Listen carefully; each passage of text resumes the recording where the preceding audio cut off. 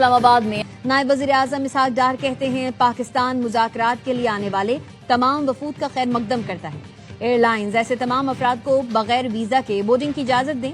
پاکستان آمد پر امیگریشن حکام آن arrival visa جاری کریں۔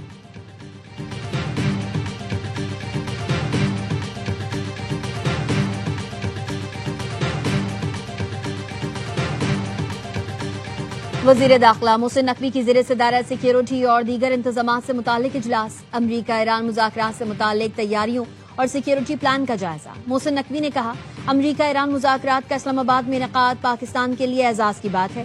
وفود کی مہمان نوازی اور سیکیورٹی کے لیے ہر ممکن اقدامات یقینی بنانے کی ہدایت۔ ریڈ زون کو مکمل سیل کیا جائے گا، صرف متعلقہ افراد کو داخلے کی اجازت ہوگی۔ محسن نقوی نے کہا وزارت داخلہ میں کنٹرول روم قائم کر دیا گیا ہے۔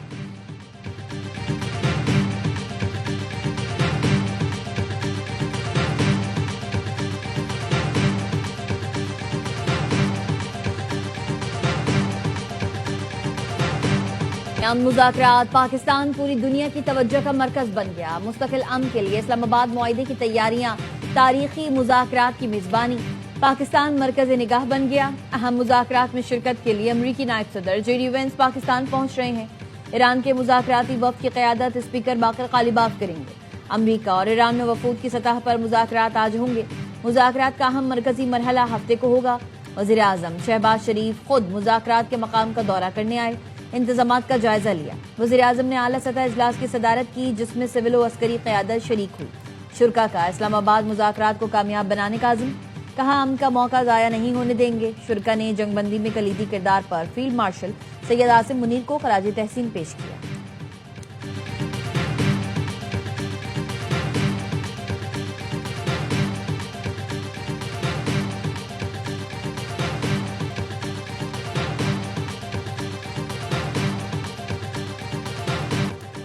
وزیر اعظم شہباز شریف سے فیلڈ مارشل سید عاصم منیر کی ملاقات، خطے کی کشیدگی میں کمی پر اظہار اطمینان۔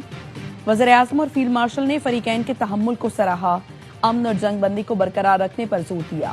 ملاقات میں اس عزم کا اعادہ کیا گیا پاکستان پرامن مذاکرات کے ذریعے حل تک پہنچنے میں ہر ممکن تعاون اور مکمل حمایت فراہم کرتا رہے گا۔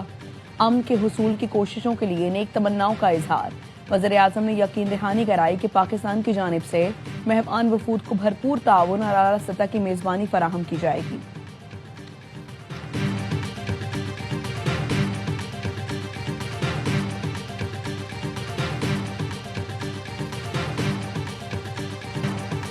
وزیر اعظم شہباز شریف کو عالمی رہنماؤں کے فون۔ فرانسیسی صدر نے فون کر کے امریکہ اور ایران کے درمیان جنگ بندی کرانے پر مبارکباد دی۔ امن مذاکرات کی کامیابی کے لیے نیک خواہشات کا اظہار کیا۔ دونوں رہنماؤں کا لبنان میں اسرائیلی جارحیت پر گہری تشویش کا اظہار۔ امیر قطر شیخ تمیم بن حمد الثانی نے وزیر اعظم کو کامیاب سفارتی کوششوں پر مبارکباد دی، کہا جنگ بندی اور مذاکرات کے لیے پاکستان کی کوششیں لائق تحسین ہیں۔ شاہ بحرین نے وزیر اعظم سے رابطہ کر کے جنگ بندی میں ثالثی پر خراج تحسین پیش کیا، کہا خطے میں دیر پا امن کے امکانات روشن ہو گئے۔ شہباز شریف نے جنگ کے دوران بحرین کے تحمل کو سراہا۔ وزیر اعظم اور آسٹریا کے چانسلر کرسچین سٹوکر کا فون پر رابطہ۔ چانسلر سٹوکر نے کہا پاکستان کی کوششوں سے امریکہ ایران جنگ بندی ممکن ہوئی۔ مذاکرات کی کامیابی خطے میں استحکام کے لیے ناگزیر ہے۔ برطانوی وزیر اعظم نے برطانیہ اور اتحادی ممالک کی جانب سے مشترکہ لامیہ پوسٹ کر کے پاکستان کو خراج تحسین پیش کیا۔ وزیر اعظم نے برطانوی ہم منصب کیئر سٹارمر کا امن کوششوں کی حمایت پر شکریہ ادا کیا، کہا امن کی مخلصانہ کوششوں کو سراہنا قابل تعریف ہے۔ امن کے لیے تمام شراکت داروں کے ساتھ تعاون کے لیے پرعزم ہے۔ جرمن چانسلر اور اطالوی وزیر اعظم کا بھی شہباز شریف کو ٹیلی فون۔ ہمیں اسرائیلی حملوں سے بچائیں، لبنان نے پاکستان سے جنگ بندی کے لیے مدد مانگی۔ لبنانی وزیر اعظم کا شہباز شریف سے رابطہ، لبنان کو معاہدے میں شامل کرانے کی درخواست، کہا جنگ بندی محفوظ بنانے میں آپ کی کاوشیں قابل تحسین ہیں۔ وزیر اعظم شہباز شریف نے لبنان پر صہیونی فوج کے وحشیانہ حملوں کی شدید مذمت کی، کہا پاکستان امن کے لیے مخلصانہ کوششوں میں مصروف ہے۔ اسی جذبے کے تحت ایران امریکہ مذاکرات کی میزبانی کر رہے ہیں۔ دونوں رہنماؤں کا رابطے میں رہنے پر اتفاق۔ متحدہ عرب امارات کی لبنان پر اسرائیلی حملوں کی مذمت، لبنانی عوام اور حکومت سے مکمل یکجہتی کا اظہار۔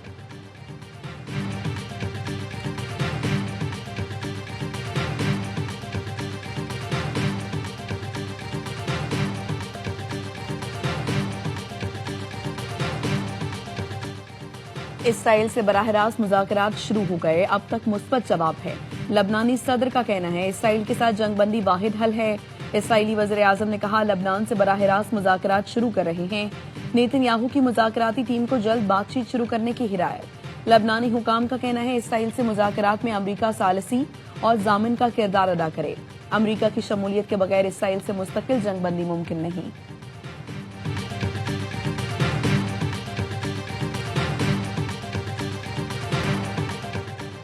ہمارے ہاتھ بھی ٹریگر پر رہیں گے، ایرانی صدر مسعود پزشکیان کا سوشل میڈیا پر پیغام۔ کہا لبنان پر جاری اسرائیلی حملے جنگ بندی معاہدے کی کھلی خلاف ورزی ہیں، صہیونی جارحیت مذاکرات کو بے معنی بنا دے گی۔ ایران کبھی بھی لبنان کے عوام کو تنہا نہیں چھوڑے گا۔ ایرانی اسپیکر باقر کالیباف کا کہنا ہے لبنان اور تمام مزاحمتی گروہ ہمارے 10 نکاتی منصوبے کا ناقابل تنسیق حصہ ہیں۔ اس اہم شرط سے انکار یا پیچھے ہٹنے کی کوئی گنجائش نہیں۔ جنگ بندی کی کسی بھی خلاف ورزی کی بھاری قیمت چکانا پڑے گی۔ ایران کے ساتھ امن معاہدے کے لیے بہت پر امید ہوں، جے ڈی وینس کی قیادت میں وفد پاکستان جا رہا ہے۔ امریکی صدر ٹرمپ کہتے ہیں ایرانی رہنما بہت حد تک معقول ہیں، مگر معاہدہ نہ کیا تو بہت تکلیف دہ ہوگا۔ ایران ان تمام چیزوں سے اتفاق کر رہا ہے جن سے اتفاق کرنا چاہیے۔ یاد رکھیں ایران کو فتح کر لیا گیا ہے، ان کے پاس کوئی ملٹری نہیں۔ ایران نے ڈیل نہ کی تو یہ ان کے لیے بہت دردناک ہوگا۔ یہ بھی کہا جب تک معاہدہ نہیں ہو جاتا امریکی فوج ایران اور اس کے ارد گرد موجود رہے گی۔ معاہدہ نہ ہوا تو پھر سے حملے شروع کر دیں گے۔ صدر ٹرمپ نے بتایا اسرائیلی لبنان میں آپریشن روک رہے ہیں۔ نیتن یاہو نے گزشتہ روز فون پر گفتگو میں لبنان پر حملوں میں کمی پر زور رضامندی ظاہر کی۔ صدر ٹرمپ کا اپنے ہرمز سے تیل کی ترسیل کے معاملے پر عدم اطمینان کا اظہار۔ ٹروتھ سوشل پر بیان میں کہا اپنے ہرمز سے تیل کی ترسیل کے معاملے پر ایران کی کارکردگی انتہائی ناقص ہے۔ تیل کی ترسیل کے معاملے پر ایران کا رویہ کئی لوگوں کے لیے ذلت آمیز ہے۔ آپ نے ہرمز میں جو ہو رہا ہے یہ معاہدے کے مطابق نہیں۔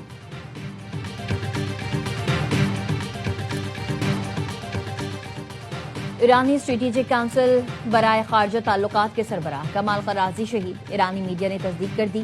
ایرانی میڈیا کے مطابق کمال قرازی 2 اپریل کو اپنے گھر پر حملے میں زخمی ہوئے تھے۔ حملے میں کمال قرازی زخمی اور اہلیہ شہید ہو گئی۔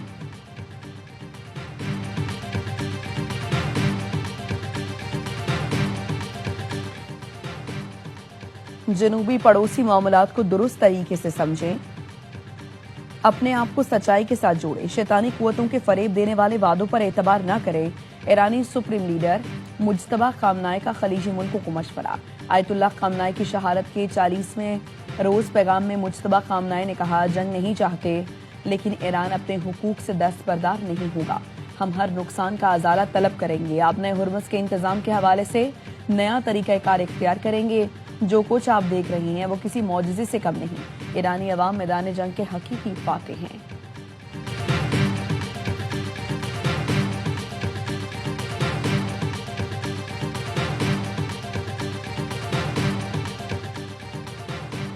سعودی عرب کے مشرقی صوبے اور ینبوع میں توانائی کی اہم تنصیبات پر حملے۔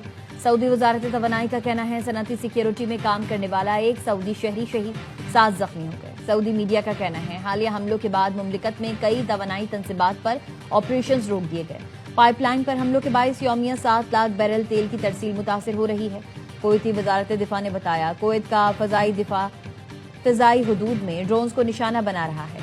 ڈرونز متعدد اہم تنصیبات کو نشانہ بنا رہے ہیں۔ نیشنل گارڈ کی ایک سائٹ کو دشمن کے ڈرون سے نشانہ بنایا گیا، کوئی جانی نقصان نہیں ہوا۔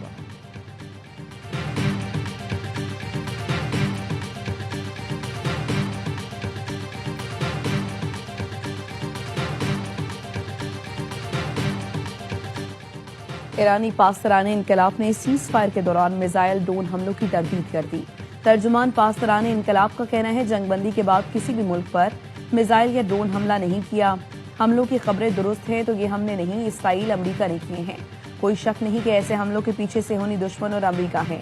ہم اگر کسی جگہ حملہ کریں گے تو اس کا دلیری سے اعلان بھی کریں گے۔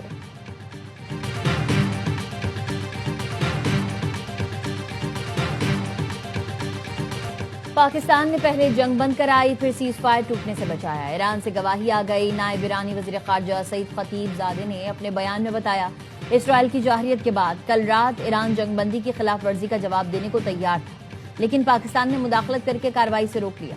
انہوں نے امریکہ سے مطالبہ کیا کہ وہ اسرائیل کو لبنان پر حملے سے روکے۔ خطے میں کسی بھی امن عمل میں لبنان کو شامل کرنا ضروری ہے۔ ایرانی نائب وزیر خارجہ کا کہنا تھا اہم وقت انتہائی قریب ہے، کسی بھی معاہدے تک پہنچنے سے پہلے کچھ شرائط بھی ہیں۔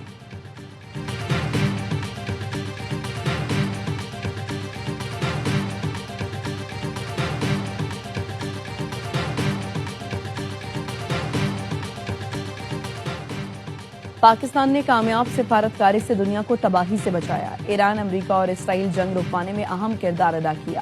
امریکہ اور ایران پاکستان کی ثالثی پر راضی ہوئے، جنگ فوری رک گئی۔ پاکستان کی اس شاندار کامیابی پر وزیر اعظم کی ہدایت پر آج پورے ملک میں یوم تشکر منایا جائے گا۔